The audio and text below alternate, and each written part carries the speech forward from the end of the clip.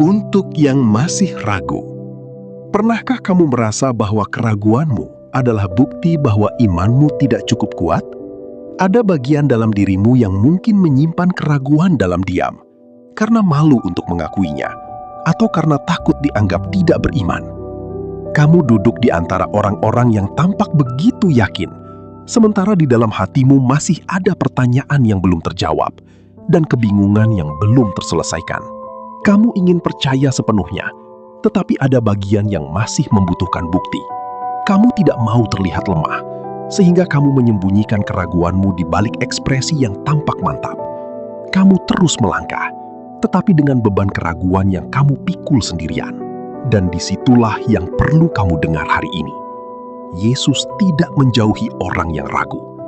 Ia justru secara khusus datang kepada mereka. Namun salib Kristus adalah jawaban atas keraguan yang paling dalam sekalipun. Ia tidak mati untuk orang-orang yang sudah punya segalanya. Ia mati untuk orang-orang yang tidak punya apa-apa, termasuk iman yang sempurna.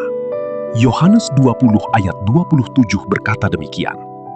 Kemudian ia berkata kepada Thomas, "Taruhlah jarimu di sini, dan lihatlah tanganku. Ulurkanlah tanganmu dan cucukkan ke dalam lambungku. Dan jangan engkau tidak percaya, tetapi percayalah." Yesus tahu keraguan Thomas, bahkan sebelum Thomas mengucapkannya lagi. Dan ia datang secara khusus untuk menjawabnya. Dengan bekas luka yang masih ada, Yesus tidak menghapus bekasnya. Ia membiarkan bekas itu menjadi bukti. Keraguanmu bukan penghalang bagi Yesus. Justru itulah pintu yang ia masuki. Roh Kudus tidak memaksamu untuk berpura-pura yakin. Ia bekerja justru di dalam kejujuranmu, mengubah keraguan yang diakui menjadi iman yang semakin dalam dan kokoh. Sekarang renungkan ini.